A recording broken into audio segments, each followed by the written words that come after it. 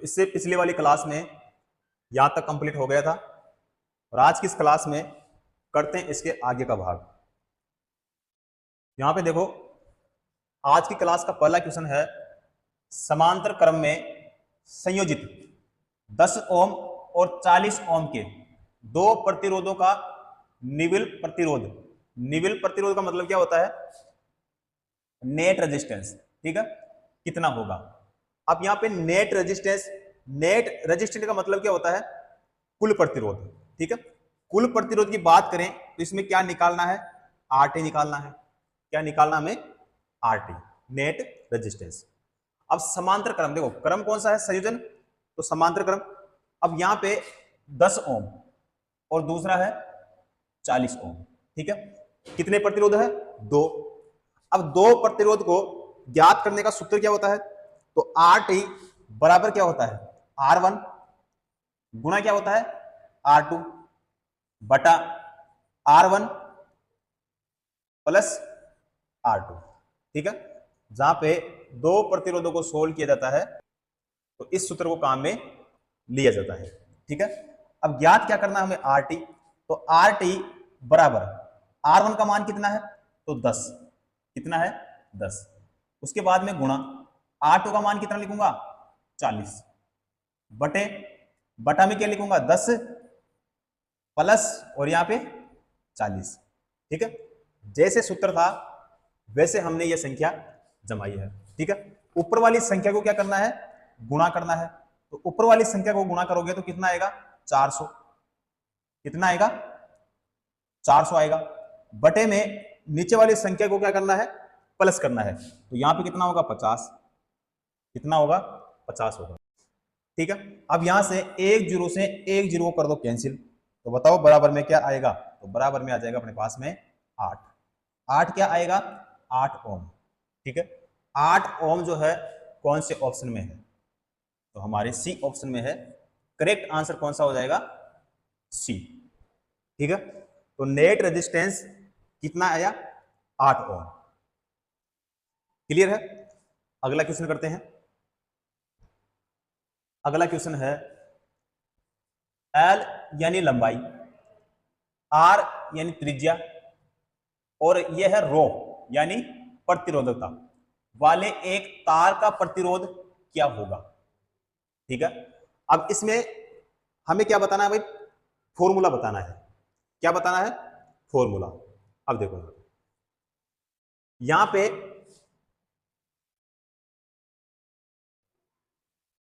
लंबाई, लंबाई का मतलब क्या हो गया? एल। उसके बाद में है त्रिज्या, त्रिज्या का मतलब क्या हो गया यहाँ पे? आर, ठीक है। उसके बाद में रो यानी प्रतिरोधकता। प्रतिरोधकता को और क्या बोल सकते हैं? विशिष्ट प्रतिरोधकता। विशिष्ट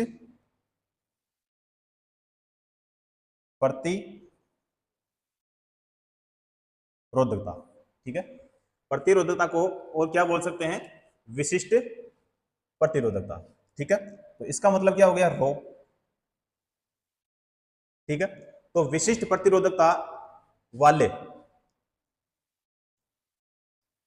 तार का प्रतिरोध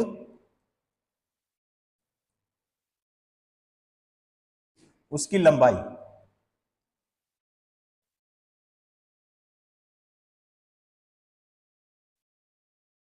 लंबाई यानी एल के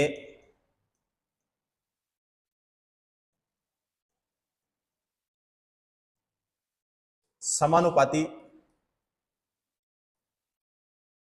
तथा उसके अनुप्रस्थ काट के क्षेत्रफल तथा उसके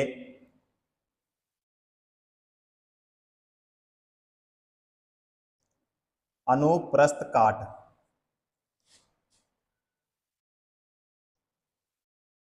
के क्षेत्रफल यानी ए। ए बराबर क्या होता है? तो पाई आर स्क्वायर के क्या होता है? व्युत्क्रमानुपाती,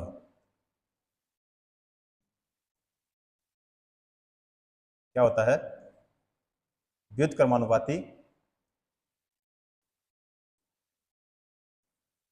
होता है।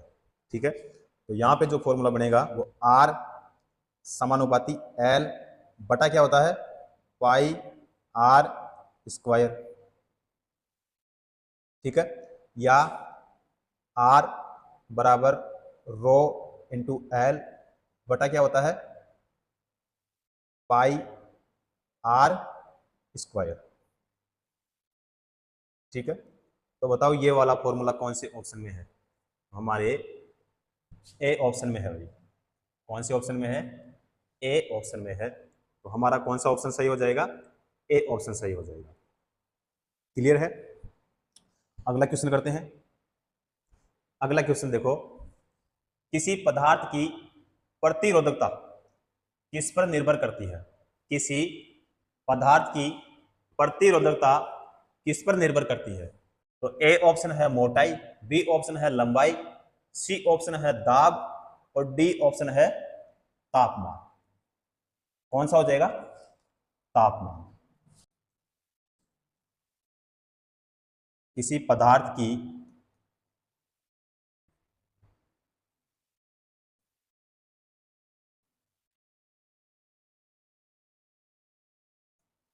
किसी पदार्थ की प्रतिरोधकता उसके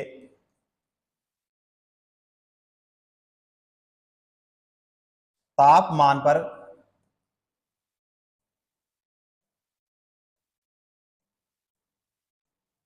निर्भर करती है। क्या करती है, निर्भर करती है। यदि किसी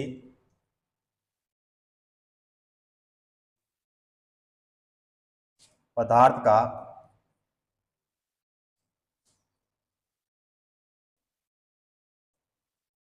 ताप बढ़ाने से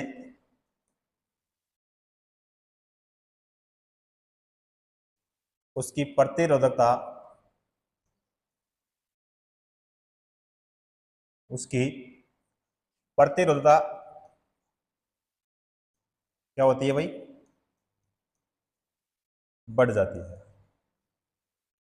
ठीक है, किसी पदार्थ की प्रतिरोधकता उसके तापमान पर निर्भर करती है और किसी पदार्थ का जो ताप बढ़ाने से उसकी जो प्रतिरोधकता होती है वो भी क्या हो जाती है, बढ़ जाती है। ठीक है, उसके बाद में देखते हैं कि जो प्रतिरोध है वो प्रतिरोध को प्रभावित करने वाले कौन कौन से कारक होते हैं। ठीक है, तो देखते हैं प्रतिरोध को प्रभावित करने वाले कारक। प्रतिरोध को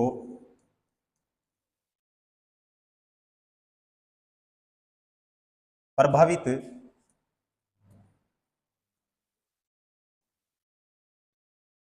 करने वाले कारक। ठीक है, प्रतिरोध को प्रभावित करने वाले कारक। अब देखो भाई, यहां से भी क्वेश्चन पूछा जाता है। तो यहां पे एक फॉर्मूला होता है, R बराबर रो इंटू एल बटा क्या होता है, ए होता है।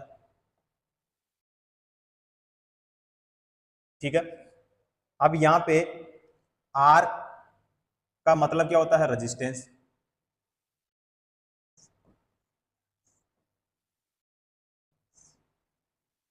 रेजिस्टेंस यानी प्रतिरोध,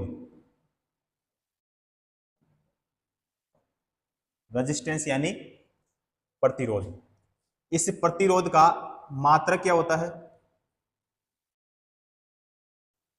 जो इसका मात्रक होता है वो होता है ओम। क्या होता है, ओम होता है। ठीक है, एक होता है रो। रो का मतलब क्या होता है, रो का मतलब होता है रजिस्टिविटी।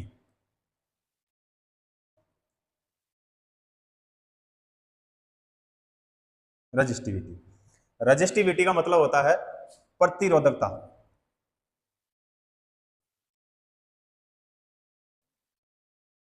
प्रतिरोधकता, रजिस्टिविटी का और दूसरा नाम स्पेसिफिक रेजिस्टेंस।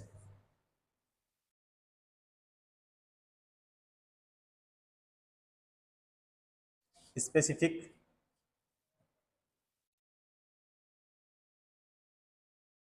रेजिस्टेंस।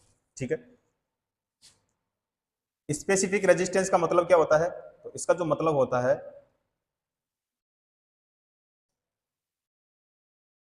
विशिष्ट प्रतिरोध। क्या होता है? विशिष्ट प्रतिरोध। इसका मात्रक क्या होता है?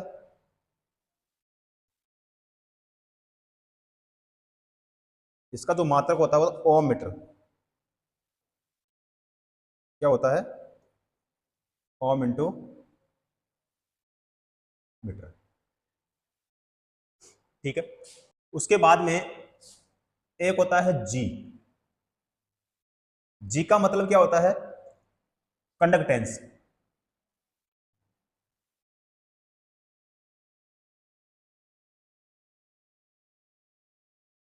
कंडक्टेंस, कंडक्टेंस का मतलब क्या होता है?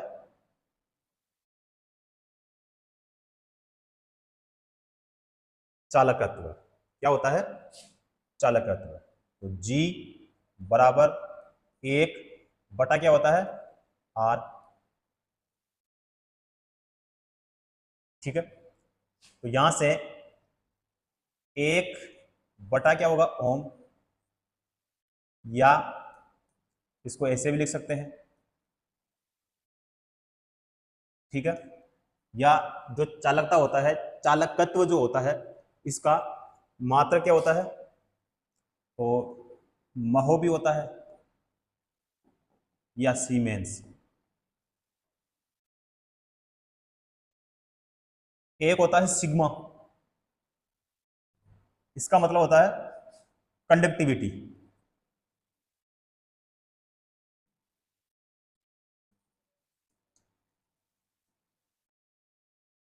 कंडक्टिविटी, कंडक्टिविटी का मतलब होता है चालकता। ठीक है, और वैसे इसको क्या बोलते हैं? कंडक्टेंस।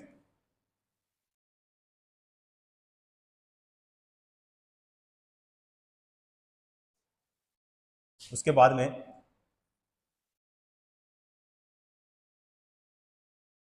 Specific conductance.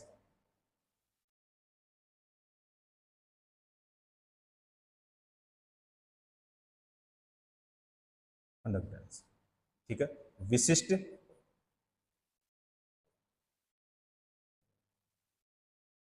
विशिष्ट चालकत्व। विशिष्ट चालकता। तो यहां पे सिग्मा बराबर 1 अपॉन क्या हो जाएगा? रो। मात्रक क्या हो जाएगा इसका? इसका जो मात्रक होता है यहां पे हो जाएगा ओम मीटर। ठीक है, या महो, महो प्रति मीटर, या सीमेन प्रति मीटर। ठीक है, यहां से भी क्वेश्चन पूछे जाते हैं। क्लियर है? अब देखते हैं कि जो प्रतिरोध को प्रभावित करने वाले कारक जो होते हैं, तो यहां पे आर समानुपाती रो। इसका मतलब यह है कि प्रतिरोध पदार्थ की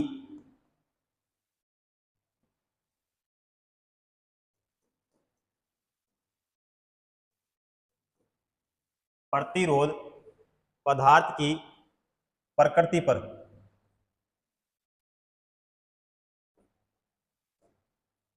निर्भर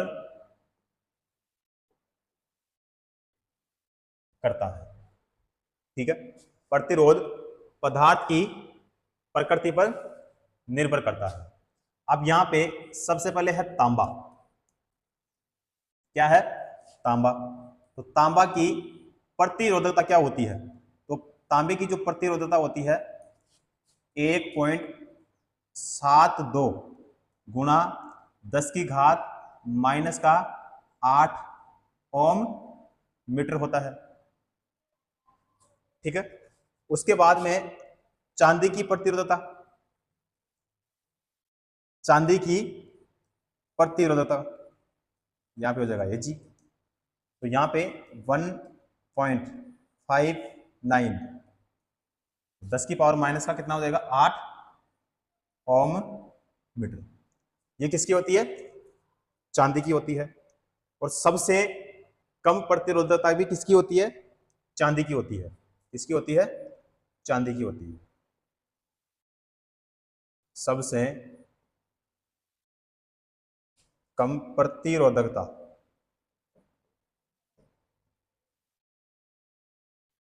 सबसे कम प्रतिरोधकता भी किसकी होती है? चांदी की ही होती है। उसके बाद में एल्यूमिनियम,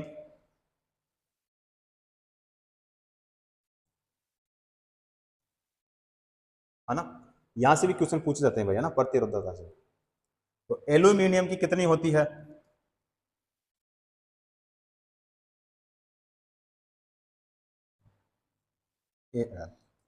एल्यूमिनियम की होती है 2.66 गुणा 10 की घात माइनस का 8 ओम मीटर। ये किसकी होती है? एल्यूमिनियम की होती है। ठीक है, अगर मैं पूछूं कि चालकता का क्रम क्या होता है,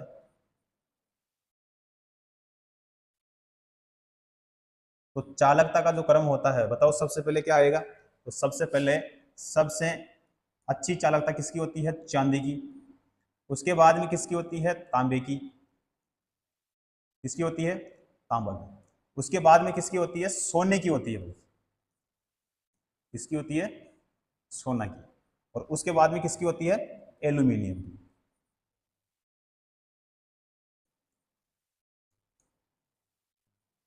किसकी होती है? एल्यूमिनियम की होती है। ठीक है, तो पहला पॉइंट यहां पे हमने देखा, तो यहां पे जो प्रतिरोध है पदार्थ की प्रकृति पर निर्भर करता है। उसके बाद में तांबे की जो प्रतिरोधकता होती है वो कितनी होती है? 1.72 गुणा 10 की घात माइनस का 8 ओम मीटर होता है। उसके बाद में चांदी की प्रतिरोधकता यानी जो रजिस्टिविटी होती है वो क्या होती है? तो 1.59 गुणा 10 की घात माइनस का 8 ओम मीटर होती है। उसके बाद में जो चांदी है सबसे कम प्रतिरोधकता किसकी होती है? चांदी की होती है। उसके बाद में है एल्यूमिनियम। एल्यूमिनियम की जो प्रतिरोधकता होती है वो 2.66 गुणा 10 की घात माइनस का 8 ओम मीटर होता है। उसके बाद में चालकता का क्रम क्या होता है? तो सबसे अच्छी चालकता किसकी होती है? चांदी की। ठीक है, तो चांदी, उसके बाद में तांबा, तांबे के बाद में सोना और सोने के बाद में एल्यूमिनियम। ठीक है, तो ये क्या होता है? चालकता का क्रम होता है। उसके बाद में देखते हैं कि जो प्रतिरोध है तार की लंबाई क्या होता है? समानुपाती। तो दूसरा पॉइंट यहां पे लिखो, दूसरा पॉइंट लिखो कि जो प्रतिरोध है वो तार की लंबाई के क्या होता है? समानुपाती।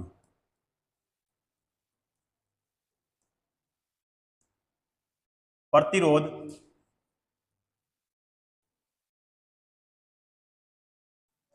चालक तार की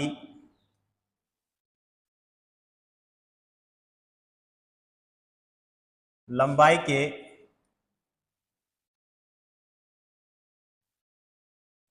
क्या होता है?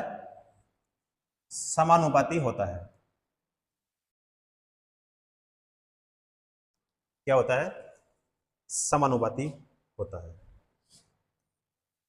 अगर यहां से एक क्वेश्चन पूछे कि यदि चालक तार को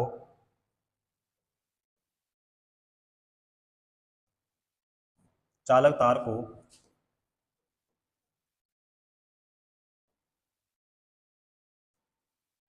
खींचकर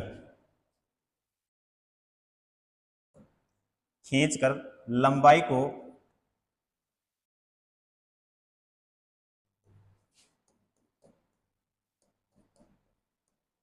2 गुना किया जाए तो प्रतिरोध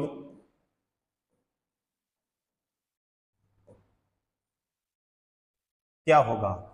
यदि चालक तार को खींचकर लंबाई को 2 गुना किया जाए तो प्रतिरोध यहां पे क्या होगा? 4 गुना। क्या होगा?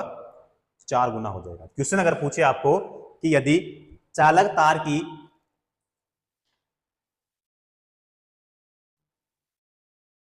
ठीक है, अगर यहां से क्वेश्चन पूछे कि यदि चालक तार को खींचकर उसकी लंबाई को 2 गुना किया जाए तो उसका प्रतिरोध क्या होगा? उसका प्रतिरोध होगा 4 गुना। क्या होगा? 4 गुना। ठीक है, और यहां पे खींचकर, ठीक है, ये जो खींचकर है ना, ये है आयतन में बिना परिवर्तन किए, बिना परिवर्तन किए। ठीक है, उसके बाद में अगर क्वेश्चन पूछे चालक तार को खींचकर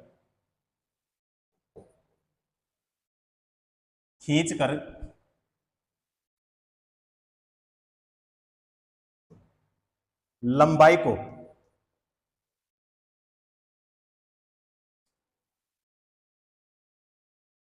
n गुना किया जाए, n गुना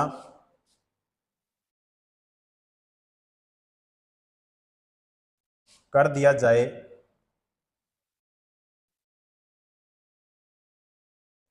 तो प्रतिरोध क्या हो जाएगा?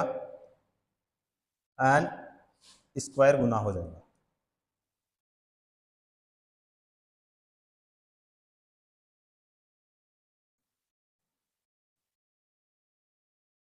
ठीक है, अगर लंबाई को 2 गुना किया जाए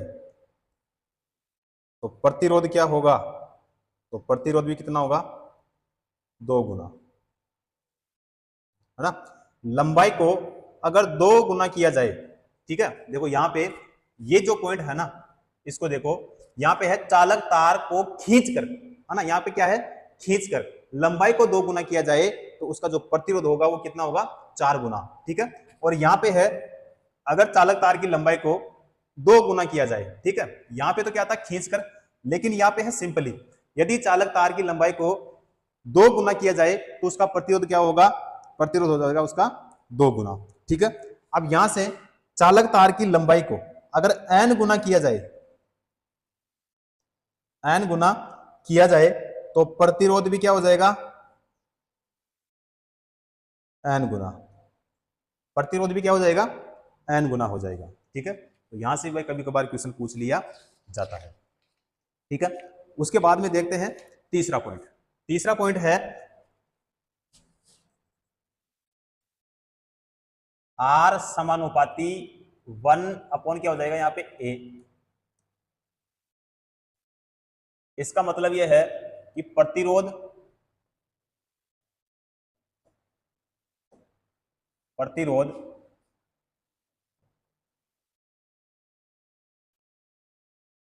चालक तार के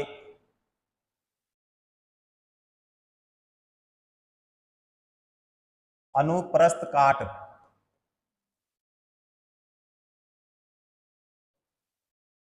क्षेत्रफल के क्या होता है? व्युत्क्रमानुपाती।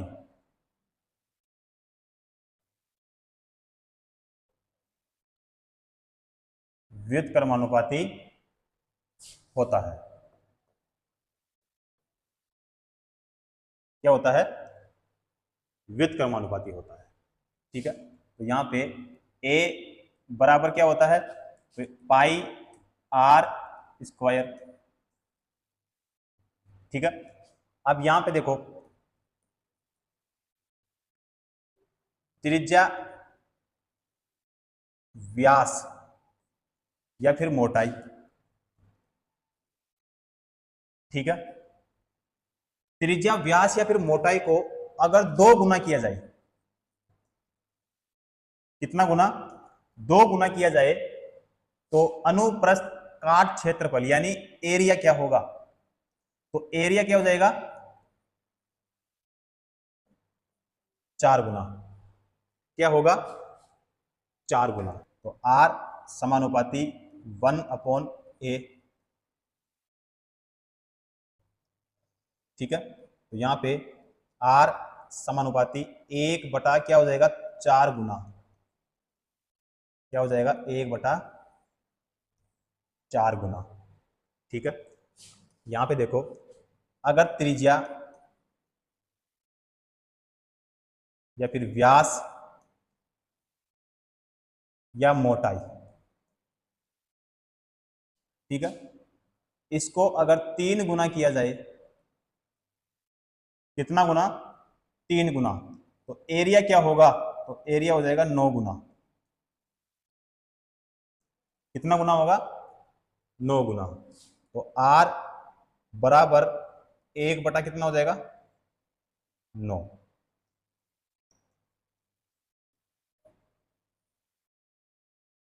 ठीक है। अगर एरिया को 2 गुना किया जाए, एरिया को 2 गुना किया जाए तो R का मान क्या होगा, तो R का मान क्या हो जाएगा 1 बटा क्या होगा 2 गुना, 1 बटा क्या होगा 2 गुना। अगर एरिया को 1/4 गुना किया जाए तो R क्या होगा, तो R हो जाएगा बराबर में यहाँ पे 4 गुना, क्या हो जाएगा 4 गुना। क्लियर है। यहां से भी भाई कभी कभार क्वेश्चन पूछ लिया जाता है, ठीक है। चौथा पॉइंट देखो इसका, प्रतिरोध जो है, चालक तार का जो प्रतिरोध है वो तापमान के क्या होता है समानुपाती, तो R समानुपाती क्या हो जाएगा T। तो यहां पे चालक तार का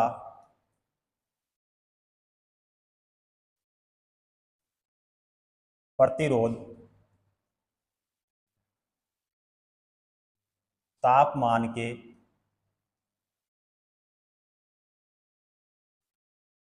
समानुपाती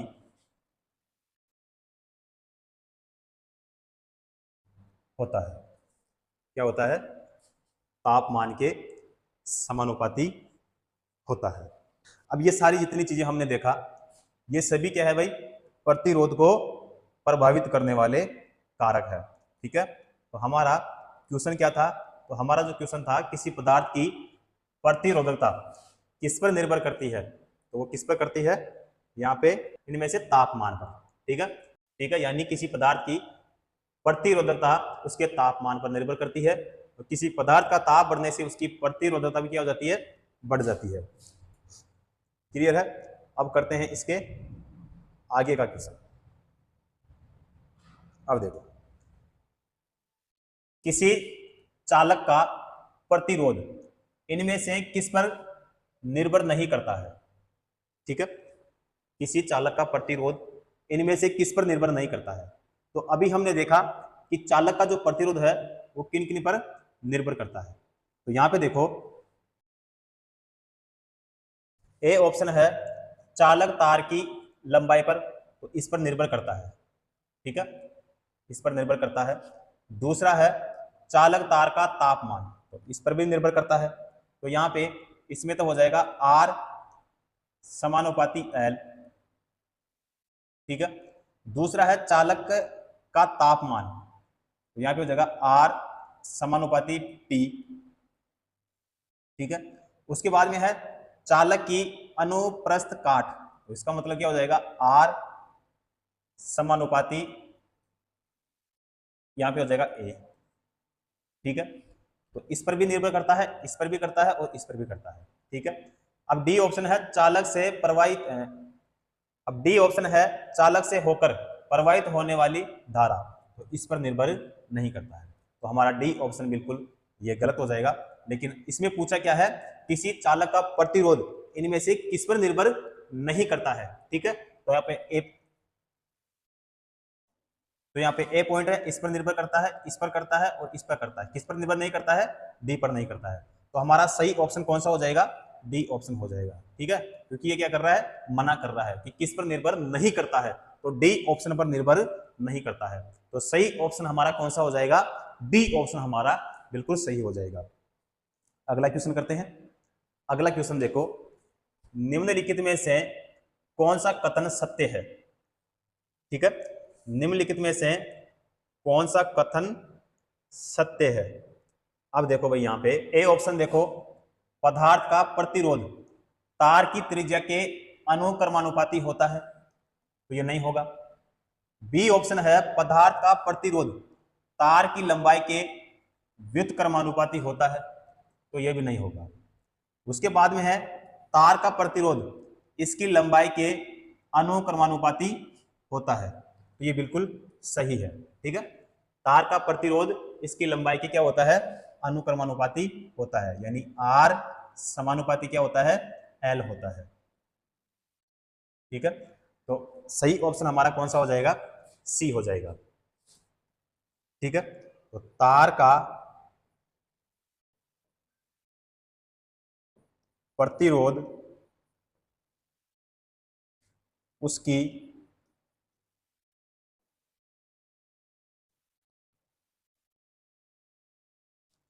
लंबाई के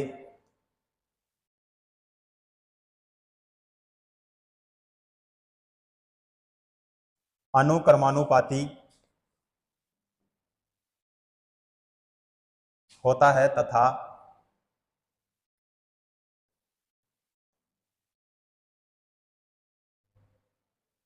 तार का प्रतिरोध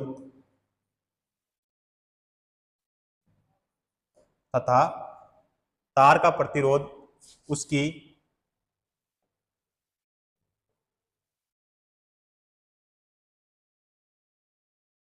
अनुप्रस्थ काट के क्षेत्रफल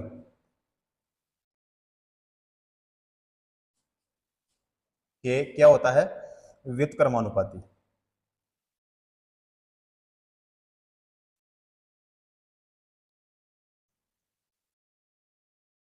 व्युत्क्रमानुपाती होता है। ठीक है, तो यहां पे आर समानुपाती क्या होता है? एल। ठीक है, और उसके बाद में आर समानुपाती 1 बटा क्या हो जाएगा नीचे? ए। ठीक है, तो हमारा कौन सा सही ऑप्शन हो जाएगा? सी ऑप्शन बिल्कुल करेक्ट हो जाएगा। अगला क्वेश्चन देखते हैं। अगला क्वेश्चन देखो, अगला क्वेश्चन है 8 ओम और 12 ओम और 24 ओम के 3 प्रतिरोध समांतर क्रम में संयोजित है। इस संयोजन का प्रतिरोध क्या होगा? इस संयोजन का प्रतिरोध क्या होगा? अब देखो, 8, 12 और 24 तीनों कौन से क्रम में है? तो यहां पे देखो समांतर क्रम में है, यानी पैरेलल में है। अब पैरेलल में है तो उसका सूत्र क्या होता है? तो 1/RT बराबर क्या होता है? तो यहाँ पे 1/R1 प्लस 1 क्या हो जाएगा? R2 प्लस 1/R3 प्लस जितने प्रतिरोध हो उतना हम इसको ले सकते हैं। ठीक है, तो ज्ञात क्या करना है हमें? RT ज्ञात करना है। ठीक है, तो RT ज्ञात करेंगे तो 1 क्या हो जाएगा? R बराबर 1 अब देखो R1 का मान कितना है? तो यहाँ पे है 8, तो R1 का मान कितना है? तो यहाँ पे कितना लिखूंगा? 8। ठीक है, उसके बाद में प्लस 1/R2 का मान कितना है? तो 12। कितना है भाई यहाँ पे? 12, तो यहाँ पे कितना लिखेंगे? 12। उसके बाद में प्लस R3 का मान कितना है? तो यहाँ पे कितना? 24 है। कितना है? 24। तो यहाँ पे कितना लिखेंगे? 24 निकालेंगे। ठीक है, तीनों का लसा क्या होगा? तो तीनों का जो लसा होगा कितना होगा? 24 होगा। कितना होगा? 24। 24 में 8 का भाग देंगे, कितनी बार जाएगा? 3 बार। प्लस 12 का देंगे, कितनी बार जाएगा? 2 बार। प्लस 24 का देंगे, कितनी बार जाएगा? 1 बार। बराबर में क्या हो जाएगा, तो यहाँ पे बराबर में क्या होगा भाई, तो यहाँ पे हो जाएगा ऊपर 6 और बटे में कितना 24। ठीक है, अब 24 कहाँ जाएंगे, ऊपर जाएंगे। अब 24 क्या करेंगे, 24 जाएंगे ऊपर और 6 आ जाएगा नीचे। ठीक है, तो बराबर में कितना होगा, तो बराबर में हो जाएगा अपने पास में 1 4 हो जाएगा। 6 चौका 24 यानी 4 ओम हमारे पास में हो जाएगा। ठीक है, तो आर टी का मान क्या आया अपने पास में, 4 ओम। क्या आया है, 4 ओम। तो 4 ओम कौन से ऑप्शन में है, बी ऑप्शन में है। बी ऑप्शन बिल्कुल हमारा सही हो जाएगा। अगला क्वेश्चन करते हैं। अगला क्वेश्चन देखो, 2 ओम के प्रतिरोध वाले 3 प्रतिरोधों के सरणी क्रम संयोजन का प्रभावी प्रतिरोध निम्न में से कितना होगा। अब यहां पे 2 ओम के कितने प्रतिरोध है, 3 प्रतिरोध है। संयोजन कौन सा है, श्रेणी। ठीक है, श्रेणी है। तो प्रभावी प्रतिरोधों यानी हमें बताना है कुल प्रतिरोध, यानी जो तुल्य प्रतिरोध है जो आर टी है वो क्या होगा। तो आर टी बराबर संयोजन कौन सा है, श्रेणी संयोजन है। ठीक है, तो श्रेणी संयोजन में क्या होता है, प्रतिरोधों का मान क्या होता है, जुड़ता है। तो आर टी बराबर क्या सूत्र होता है, तो 1 plus R2 plus R3 plus जितने प्रतिरोध है उतने हम लिख सकते हैं। ठीक है, तो आर टी बराबर R1 का मान कितना है 2 प्लस R2 का मान कितना है 2 प्लस R3 का मान कितना है तो 2, तो बराबर में क्या होगा, बराबर में हो जाएगा 6 ओम। क्या होगा, 6 ओम। ठीक है, क्योंकि श्रेणी क्रम है, श्रेणी क्रम में प्रतिरोधों का मान क्या होता है, जुड़ता है। क्या होता है, जुड़ता है। ठीक है, और श्रेणी क्रम जो संयोजन होता है उसमें धारा का मान क्या होता है, एक समान होता है। ठीक है, तो जितने पॉइंट हमने देखा ये पहले क्वेश्चन पूछे गए हैं और कुछ चीजें हमने एक्स्ट्रा भी देखी है, तो उनमें से क्वेश्चन हमेशा पूछे जाते हैं।